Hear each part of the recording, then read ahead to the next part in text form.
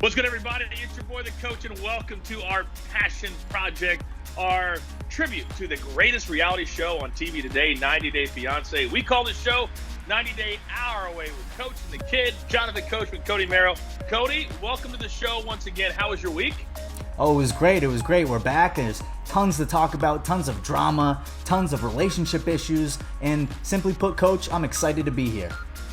Well, there's so many different franchises that are going on right now, so we kind of pack it all into 30 minutes. 90 Day the Other Way, 90 Day Happily Ever After, and then my favorite right now is B90 Strikes Back. And this week, we got Big Ed rubbing mayonnaise on his chest and on his back as he chose to shave his chest and his back.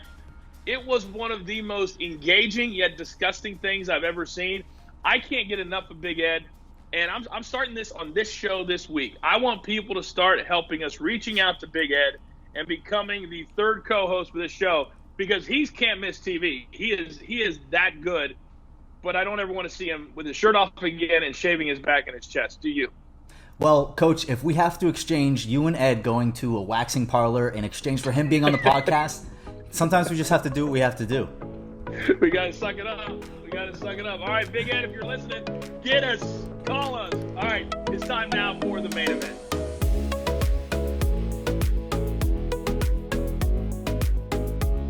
This is the part of the show where we focus on one or two of the biggest storylines of these three franchises going right now. And right now, the one at the very top, and the one that when I read online, Cody, people just can't seem to understand Devin and Jihoon. Devin has a good head on her shoulders. She has a good life back in Utah. She's got a mother who's very, very entertaining. And for the second time, not the first, the second time, she has decided to move back to South Korea. She has a son with Jihoon. She has a kid with somebody else. I always wonder how people are allowed to take their kids with other people to the foreign country. What's the dad doing? I don't know the situation, but what's the dad doing allowing her to take him? Regardless, the storyline between these two is head-scratching. It drives me nuts every single time I watch it. And Jihoon is he's the youngest 29-year-old I've ever met in my life. He still lives at home with his parents. His parents treat him like a juvenile. He acts like a juvenile. Even his friends are embarrassed to be around him because they're like, he's got a kid now. She flies over. He knows she's coming, Cody, and he still doesn't get a job. He doesn't look for a job. He doesn't want a job. And I don't know why he believes that in any way, shape, or form, she's going to stay for longer than the 30 days that they get that horrible apartment in that horrible neighborhood that both mothers were questioning. I just don't think this thing has a chance of working out. Do you? No, and I don't. And I think it's an interesting kind of segue that you made into that, because a lot of people question Devin and Jihoon, but I would venture to say 90% of that is on Jihoon's side. I mean, the only question I really have for Devin is, what the hell are you doing? Because Jihoon just doesn't seem to have anything together. And then his friends echoed that. And when they're sitting there at their Korean barbecue place, they're having this conversation, and they're kind of playing face as if the situation he's describing is normal and he's doing the right thing. And then they turn around in the confessional and say he's embarrassing all Korean men by this behavior. That was just stark and a crazy contrast to what they were telling him at the table just 5 minutes before. So I do not think that this has a great chance of working out. I think, as you said, Jihoon is a very naive 29-year-old. Whether that's something that's a him problem, whether that's culturally different, I don't know. But no, I just see there's too many barriers, and as you said, I just think there's a lot of things standing in the way of Devin and Jihoon working out. The several times that I've been to an Asian country, I love Asian countries. Tokyo is one of my favorite cities in the world, and it's because of how the people act and the culture, how respectful they are back towards the Americans when we go over there. And I still believe that if they wouldn't have gotten pregnant the very first night they were together, that there's no way Devin would even still be with Jihoon, because the two don't match up. When you see a couple and you're like, they just don't really match because one's not on the intellectual level of the other one. This isn't even close. It's like she has 3 children. And I wish I was kidding, but that's what it feels like, that she's trying to raise 3 children. And I don't even know what job he could get to support them as a family. Because if he is interviewing, what job could he get? I have no idea. Because he acts like a 15-year-old. Crazy stuff. And especially because his friends even pointed it out. They said, it seems like you don't have a full-time job, and we can't see you working 2 jobs anyway, and we're your friends. That was very eye-opening, because your friends are always going to tell the truth, especially in those interviews. And I love the fact that in those interviews, they keep it real. They don't say it in front of their face, but they keep it real. And almost every time they're like, I cannot understand what in the world she is doing. And her mother says the same thing.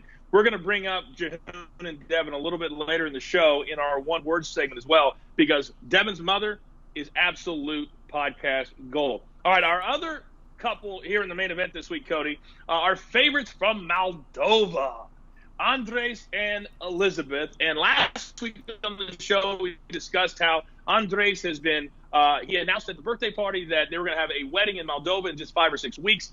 And this week on the show, once again, Elizabeth and her, I believe, 3 sisters, they made it all about them again. Her one sister, who's very demonstrative, and you can tell on her face if she's in a good mood or not, she's watching Elizabeth try these wedding dresses on. And by the way, she tried on 2 or 3 that she knew she couldn't even buy. Why are you wasting our time? You know you've got to be covered up here. You can't show cleavage in the Moldova culture. So why even trying on? You've got to have sleeves. So just try those dresses on. Stop wasting our time. So then she looks at her sister and says, you don't seem like you're into this, or you don't seem like you approve of this. Her sister's like, well, I can't be there. I always dreamed about being at my sister's wedding. And the first one was very small in the United States. This is going to be big, or they think it's going to be big. And I think the sisters are being a little bit selfish. But I also think Andres is being selfish to try and plan a wedding in 6 weeks that is so important to have their kid baptized. My dad's a United Methodist pastor.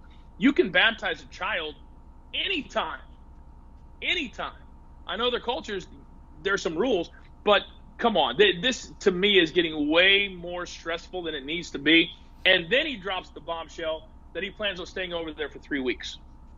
And he didn't discuss that with her as well. I just feel like they are completely on the wrong page. But it's entertaining to me to see her fight with her sisters, because she cannot understand why they won't go over there still and bring their children and bring all that. So at some point, Elizabeth needs to understand they're just not coming. Well, and it's kind of a microcosm of their whole relationship, right? A lot of their problems and things that are existing within that relationship is because of the selfishness on Andre's side. It's seeping into the relationship that Elizabeth has with her sisters, and obviously, you want your wife to be happy wife, happy life. If her family isn't happy with you, that means she's not getting any positive feedback from them. That kind of trickles down because of the selfishness of Andre. So he needs to kind of look inside himself and see, why these problems are existing because of him, and change those things, or it's not going to work out. As you said, I don't really think that he has the wherewithal to be able to understand that. Well, the tease for next week shows them touching down in Moldova, and the drama will start. So I cannot wait to hit on them next week and see exactly what happens when they go to get married in Moldova. And that has been our main event.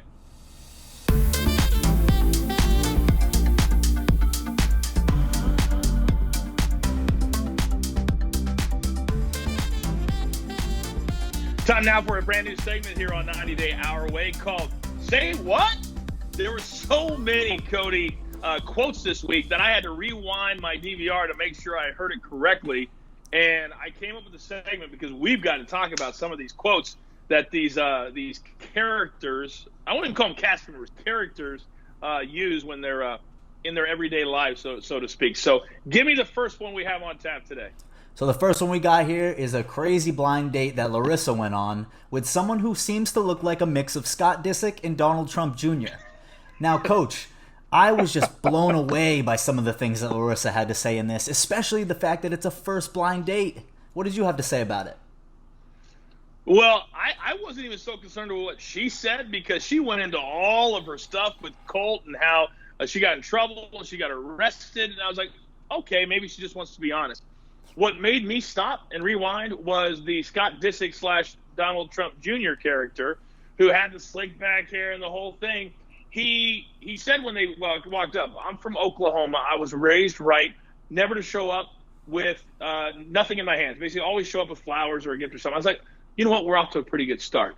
And then it just went downhill from there. And you realize why people are single. Because some people are single by choice, and other people are single because you realize that nobody wants to hang out with them. And when you use lines like what he used, I realized why he's still single. He said at one point, she asked him what nationality he was or where he came from. He looked right at her and he said, you know what? I'm half white, half sexy. And then this silence that you and I just had, that's the silence I had when I was watching the show. I said, did he really? So I rewound it like 3 times. Half white, half sexy, baby. And I'm like, wow. Now, Larissa, she is so adamant about getting a visa from somebody that I think she's desperate to have a boyfriend and or husband. But even she said when this date was over, you know, I just don't think we had the chemistry there. You can't date a guy that calls himself half white, half sexy. Oh, I guess I need to really start rethinking my opening lines, I guess. Oh, no, I just wanted you to close. I didn't know if you had a closing thought there. All right, I can go to the next one. So I'll just pick up there and say, I'll say, all right, it's time for our next one. Oh, no, I was making a No joke. problem. That's how I introduce myself. Oh! I completely didn't know. Well, Coach, just like you were blind to my joke. I didn't get it at all. But you know what? Let's move on from that. That was very funny. So funny, I didn't get it. All right. What's number 2? Cody, what's number 2? So similarly to why we were questioning why Larissa was so forthcoming on her date, talking about her visa situation, doubles back on the problems that Colt and Jess are facing. Jess has been pushing Colt so hard for this visa because as her job as an au pair is kind of on the line with her visa being up. She's really pushing for that. Coach, how do you feel about that? Well, I mean, it's clear that some of these people, I won't even just say the women, but the men from other countries will overlook certain character flaws, shall we say, and because they want to live in the United States so badly. So as Colt is getting ready to leave Chicago, he's already had a disaster with her friends. Her friends don't like him. But Jess, to her credit, she has stuck up for him. So they go for a walk, and I just don't like how he treats the women. I don't like how Colt talks to the women. I think that he feels like he has some type of ownership over them because they need him so badly. And so they were talking, and he says, your visa's coming up. How's that going to work? She asked him to come back to Brazil with him, and he's like, oh, I would love to do that. I think that, you know, that's something Larissa would never have done. She didn't want me to be involved with her family. And he goes, but what visa are we talking about? And she said, quote, maybe a different visa, a K1 visa? And I was like, say what? What did she just say? A K1 visa, Cody, is a visa you have to have when you're married to somebody. And I'm like, what would possess her in any way, shape, or form that she would want to spend the rest of her life with Colt? He's controlling. He doesn't want her to do anything. He won't allow her to breathe the kind of crazy Brazilian woman she wants to be. But living in the United States, I understand it. I understand how much they're willing to give up so they can live in the United States. But man, to marry Colt, I couldn't believe she said it. Couldn't believe she said it. Could you? I couldn't, but I think Colt keeps finding himself in these kind of relationships and scenarios, and obviously a part of him really likes that power dynamic that you alluded to. So, you know, is this just something that's going to repeat again if Jess is out of the picture and someone else comes in? I would venture to say yes. Now, next week, they do a great job on this show of teasing forward to the next week. And I normally don't watch the end of every show that I watch, but on this show, I do. And next week, Larissa decides, because she sees on, like, Colt, you got to be smarter. Gauge the temperature of the room. You tell the whole world that you were married to a crazy person. Why would you put your next relationship with a Brazilian woman on Instagram, on social media, when you know your ex-wife is living in the same town you're living in, and she can see that, and she's a little bit unstable? So, of course, she sees it, tells a friend, I feel like I need to reach out and talk to Jess and warn her about what she's getting herself into. I cannot wait to see how that phone call goes next week when she calls Jess and they have their little tete-a-tete. Can't wait for that. All right, what's number 3 in Say What? Coach, number 3, I'm going to keep it nice and simple. Asuela doesn't think doctors are real. What do you have to say about that? No, he doesn't think that female doctors. So he wants to go back to Samoa. And Kalani, his wife, they have 2 very small children. I think there's only a few months apart. I think they got pregnant twice as fast as you possibly could. And you normally don't get your measles vaccination until after you're a year old. So one of his children is only 7 months. So the female doctor comes in, and she leaves and tells her the information that it's probably they should wait and they shouldn't go, but if they really want to do it, they can. And he goes, "Was that the nurse?" Kalani says, "No, that was the doctor." And he says, and again, I had to rewind to make sure I heard it correctly. He goes, "I thought doctors are a boy." And in his broken English, he basically meant, "I thought doctors had to be men." And Kalani, to her credit, says that is sexism that we are not buying into. Females absolutely can be doctors. So I'll give Kalani credit, but for Asuela, I say, say what? In what world are you living in that a woman cannot be a doctor? He's got a lot of learning to do here in the United States, clearly from that statement. Well, absolutely, and I worded that throw to you on purpose because it seems like a lot of what he does is antiquated and really just so far behind what a modern culture, seems to be accepting of. Going to be a huge hurdle for him, especially, in America where we believe ourselves to be far ahead of, the worldly cultural acceptance and normalcy. So, yeah, I would never take my children, even if they had vaccinations or not, to a place, even if it was my home, that was having an outbreak of that. And he says, "Well, we'll just stay in the hotel." Well, what kind of a fun vacation is that to stay in a hotel for the entire time? So he's got a lot of growing up to do, but that was our very first time doing Say What? And I realized we could do this segment probably every week because these people, just the stuff that comes out of their mouth is amazing to me.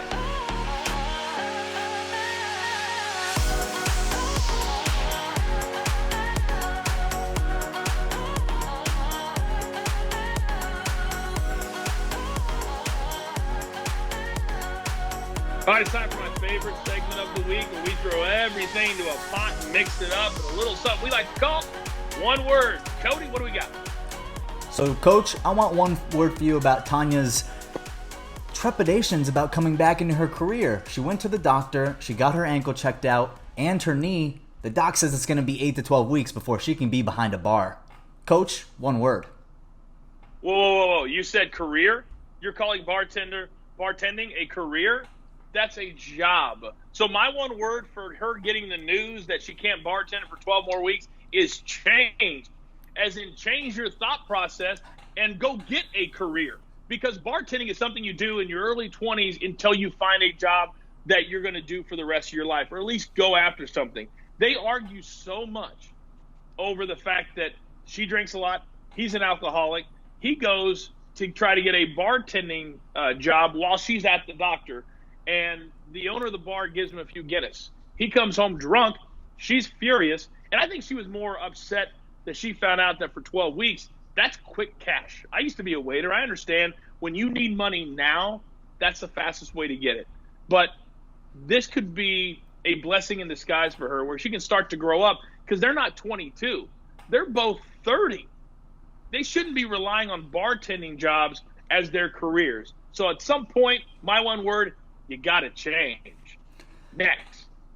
Now, Coach, as TV and digital media personalities, we have to make sure that we're using the good, proper language. We need to make sure we're not saying F this, F that, F you.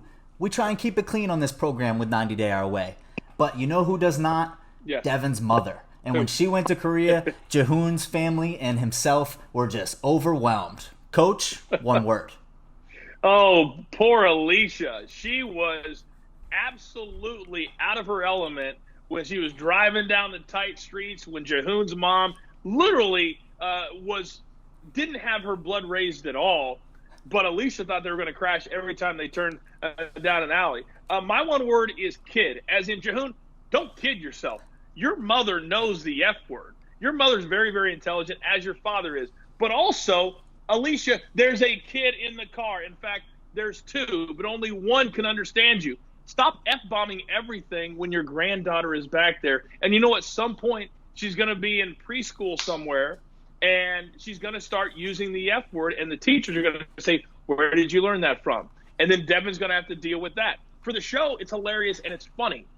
And when Jihoon says, it's a good thing that my mother doesn't understand the F word, I died. I rewound it. I couldn't believe that he said it, and the way he says it is so incredibly funny. By the way, a little side note, Cody, my sister and her husband, my brother-in-law, they lived in South Korea for 2 or 3 years. They had a son born in South Korea.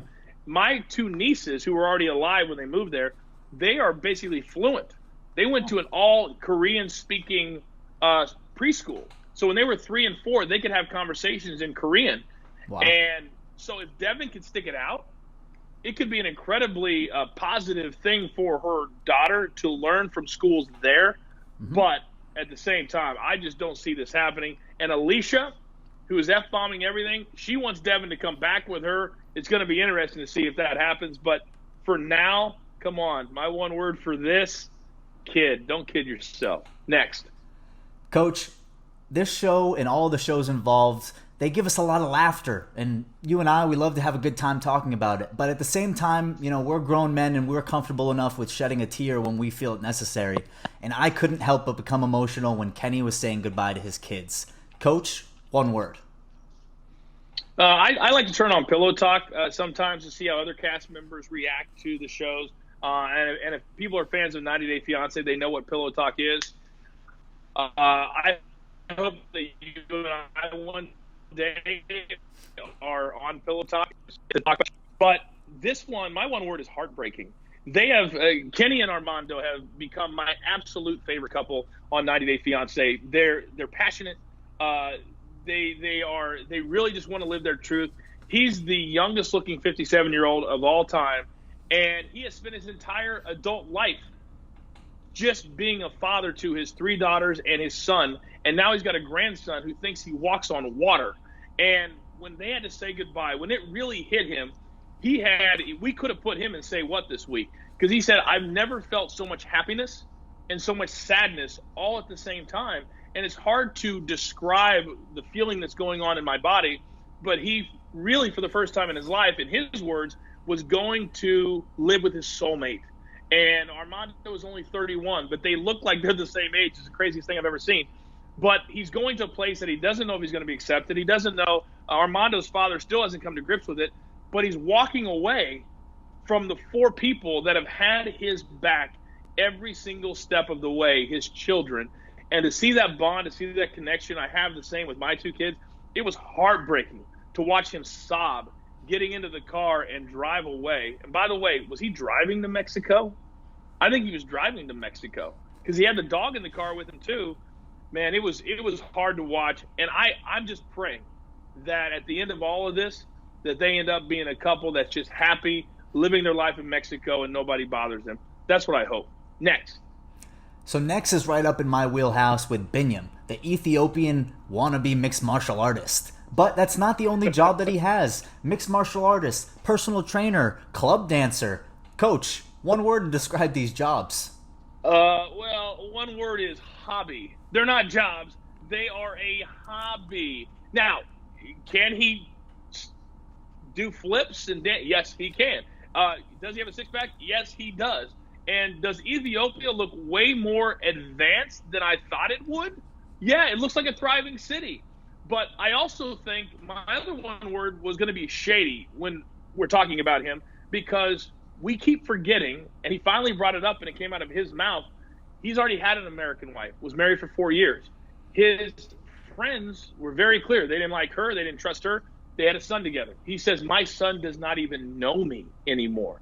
I feel like he got into this relationship with Ariella because it was a possibility to get to the United States and then be able to have a relationship with his son. I think getting pregnant was not supposed to happen. He said he said, quote, we fall into bed. Well, I've fallen into bed a lot too. It doesn't mean I fall on top of somebody all the time. And I think it's just a byproduct of the relationship. They're dealing with it. She plans on living in Ethiopia, but you mark my words, at some point, he's going to have a conversation with her and say, listen, why don't we move everybody back to the United States? And I wouldn't be able to blame him for that because I would want to be around my son too. But be honest about it right now. Don't be shady about it. And that is my one word, and that is our one-word segment. Now, before we get out of here, Cody, we got some big news this week. One of our favorite characters, Darcy and Stacy, they are getting their own show. Does this excite you? Oh, absolutely. And where I really think they're missing the mark is, where's Ed's damn show? You know that's coming. You know Ed is coming because B90 Strikes Back. It's like Ed, and then they just fill time with a very high Avery. She's always high. And then also Yolanda, who I just fast forward through. But Darcy is so entertaining. They're those type of twins that they'll be honest with each other, but at the same time, they never tell each other that they do anything wrong. Mm-hmm. And they wear the same glasses. The interview where Stacy was so bronzed it looked like she had put on the bad makeup. I can't wait to see an entire hour dedicated to these two. So I'm excited for that to come up at some point this summer. And also next week, we'll focus a lot more on B90 Strikes Back because I want to create a segment that is all Ed. And I've got to brainstorm on it, but I feel like Ed needs to be a bigger part of the show. So we're looking forward to that next week. And also, they weren't even on the show this week. But we're going to find out next week if Submit really got his divorce papers and if Jenny is really willing to stay in the relationship and live in India. We'll have all that next week right here on 90 Day Our Way. You have a great week, all right? Yes, sir. All right. For Cody the Kid, I'm the coach. Thanks for hanging with us for a little while every single week. Tell a friend, subscribe, like, download the podcast wherever you get it. We like doing it, and we just want to grow every single week. For Cody the Kid, I'm the coach. Thanks for watching. Thanks for listening. We'll see you next week on 90 Day Our Way.